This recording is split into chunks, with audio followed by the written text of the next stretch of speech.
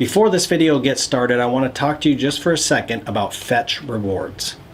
The Fetch Rewards app lets you scan all of those receipts you get every single day from Instacart and turns them into more money for you. It's free, and by using the link below, you instantly get 2,000 points.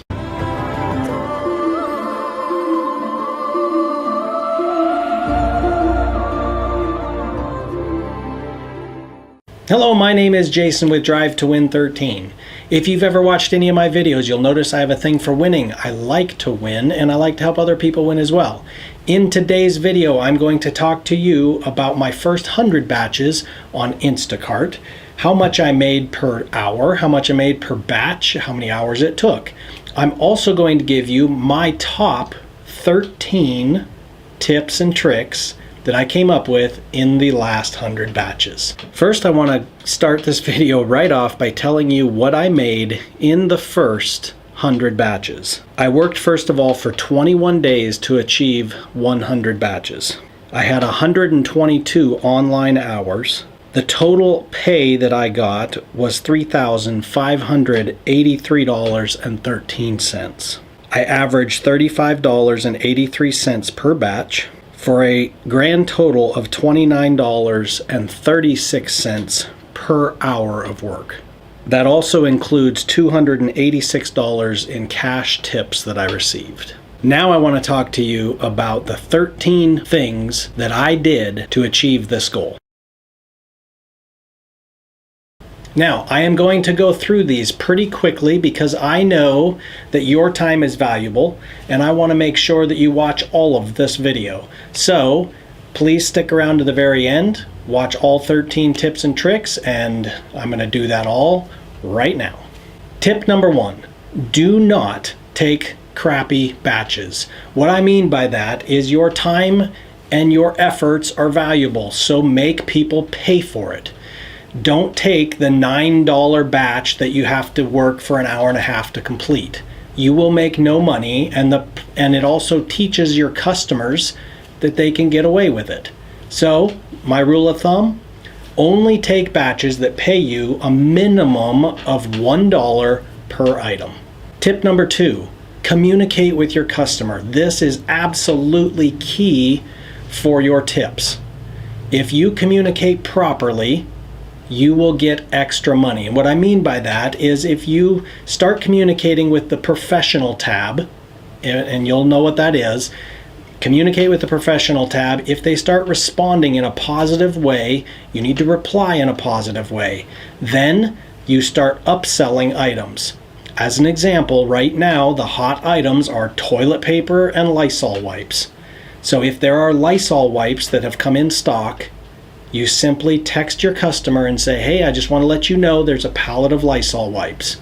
I'm going to put an example up on the screen of exactly what I did. I actually did this morning. I'm going to also show you exactly what it did for me. It got me an extra tip, an extra cash tip at the end of the day, as well as added money to my base pay. Number 3, maintain professionalism. What I mean by that is make sure that you look the part. Don't go to shop looking like you just rolled out of bed or you just got out from underneath a car. Make sure that you dress appropriately, look halfway decent. When you get to the house, present yourself professionally. Number 4, make sure that you are a problem solver. There are times where something happens and you don't know what to do. You have to problem solve. Look at it like this. If you have a situation where you're not sure what type of replacement item the customer wants and they're not responding, err on the side of no replacement item. If you don't know, refund it if they're not responding. However, if they're wanting a dozen eggs and there's only 18 eggs available in the 18 packs, then it's probably okay to go ahead and do that, providing that they're on the replacement list. Number 5, parking. Parking is key. Make sure that you are parked near the cart kiosk. When you are done shopping, the last thing you want to do is walk all the way across the parking lot to return your cart. Also, in terms of parking, make sure that you park in regular parking spots. not pick up parking spots, even if it's designated Instacart. There's different types of Instacart shoppers out there. If you are a full service Instacart shopper, do not park in the Instacart shopping spots. Number 6, absolutely be polite. That means to the store employees as well as to the customers. You don't want to get in an argument with either one of them. You want them both on your side. So when you are talking to employees, even if they're being punks because you keep running into them or whatever, or you keep asking them questions, be polite to them, because more than likely you need them a whole lot more than they need you. When you can't find an item, you need them. So be polite, say thank you, ask them how their day's going, things like that. I promise you in the long run, it'll work out. Same with customers. Absolutely, you want to make sure that you are polite. Even if they are being ridiculous with what they're asking, it's fine. Just move on. Number 7, make sure that you're following the rules. There are certain stores that have certain rules. Like as an example right now, Costco has specific rules. Face masks, closed-toed shoes, things like that. You need to make sure you follow those rules or you will not be able to shop. Also, if the customer has specifically requested certain replacement items, absolutely replace them with those certain items. You want to make sure that you are not doing something that the customer does not want. That's the easiest way to get your rating down and no tip. Number 8, make sure you are avoiding refunding items. Sometimes it's inevitable. You have to do it and there's nothing you can do.